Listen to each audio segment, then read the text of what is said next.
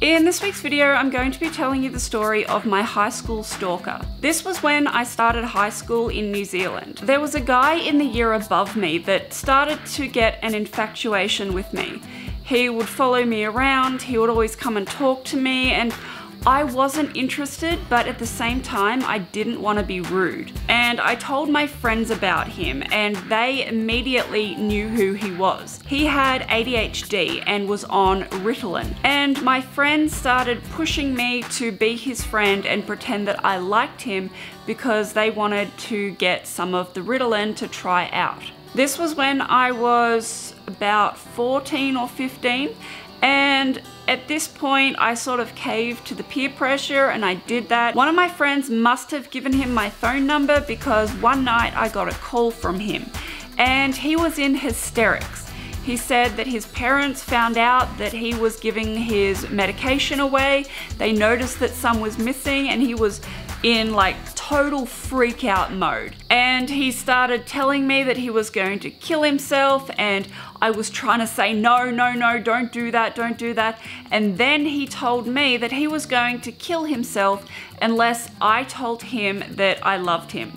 And I had never been in that situation before and had no idea what to do. So I ended up just telling him what he wanted to hear. And I thought this would sort of calm things down a little bit, but it just made it worse.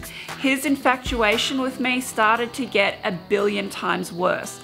He would follow me around all the time at school during the lunch breaks, and sometimes he would try and follow me home. If he saw me downtown, he would follow me around, he would come up to me if I was alone. He never came up to me and talked to me if I was with a whole lot of people. And thankfully, he never found out where I lived, because that probably would have made things a whole lot worse. My mum knew absolutely nothing about this. So one time when he sent me a text and said that my mum was at his place talking to his mum, I immediately knew that that was a lie. And that was one of the things that he would do quite often, would just be sending me messages, telling me a whole lot of lies, a whole lot of crap, just so that I would want to hang out with him or I would want to talk to him. So what he was saying was that my mum was at his place and his mum was really, really pissed off with him. And I just asked him, is my mum in her blue car? He said yes, and that was just a trick question because my mum's car was red and she didn't have any other car. So I immediately knew that he was lying, and I sort of called him out on that, and that made him back away just a little bit, but eventually the infatuation kept getting worse and worse very gradually. On the weekends, he would usually follow me around. If he saw me downtown, he would send me a text and ask if I could go over to his place. And a few times I caved in because I had no idea what to do. I really did not want to be rude, but I also didn't want to egg him on. But I also had my friends breathing down my back telling me that I should talk to him, that I should get Ritalin from him, and I would end up caving and going to his house. There was a few times that I went to his house, probably about 2 or 3 times, and one time I ended up in his bedroom and I didn't do anything, thankfully.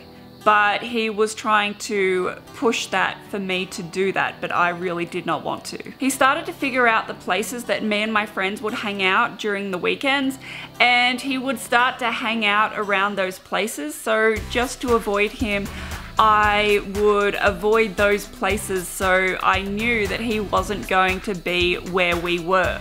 But one time that sort of backfired, and I was with a whole lot of friends. There was some stuff going down at the creek, so we went down there, and guess what? He was lingering around that area. He came up to us and he asked if he could hang out with us, and I said no. And then my friends sort of were trying to like nudge me to say, oh, well, get some medication from him. He ended up giving one of my friends a full sheet of Ritalin, and we went to my friend's place, who her parents weren't there. So we were hanging out and we all took 1 Ritalin each, and this was the first time I'd ever actually tried it. And all of my friends were having a very different reaction to me. it was sort of calming me down. And this really made me think later on that maybe I had some sort of ADHD symptoms with me because it had the opposite effect to what it had with my friends. So there was me and about 5 of my friends, and one of my friends, let's call him Sam. Sam took the rest of the Ritalin, the whole sheet, and he ended up overdosing. Thankfully, he didn't die, but my friend was freaking out because she was so paranoid that her parents were going to turn up, they were going to see what was going on, and they were going to get in a lot of trouble. So we ended up taking him just around the corner to another friend of ours that didn't really care what we did. So we went there, and our friend Sam, he could barely walk. So it took pretty much all of us to basically carry him there. And when we got there, my friends were like, oh, well, he just needs to sleep it off. But I knew better than that. I knew that he had to stay awake. He could not fall asleep if he was overdosing on drugs. So I did everything I possibly could to keep him awake. I would splash freezing cold water all over him, and that really ticked him off. I would talk to him, I would ask him questions. I kept slapping him in the face just to keep him awake. And I ended up asking him, well, you want to touch my boobs? Because he would always go on about it, saying that he wanted to touch my boobs. And guess what? I gave him that option. But after this, he couldn't even remember that he had done this. He couldn't remember any of this after he had come back to normal. This was the last time that I ever let my friends talk me into doing anything, because this scared the daylights out of me. And I would never suggest that anybody do anything like this. Prescription medication is only for that person who needs that prescription. Do not, under any circumstances, take medication that is not prescribed specifically to you. There wasn't really a conclusion to the stalker incident that I had with this guy, because a little while after this, I think he dropped out of school, and I don't know if he moved away because I didn't see him after that. But not long after all of this happened, I moved from New Zealand back to Australia to live with my dad for a short period of time. And by the time I ended up coming back to New Zealand, he didn't live in that town anymore. If you have any stories that are similar to mine, please write them in the comments and let me know. And if you like this video, please give it a big thumbs up. And if you haven't subscribed already, please do. Thank you so much for watching. I love you all, and I'll see you next week.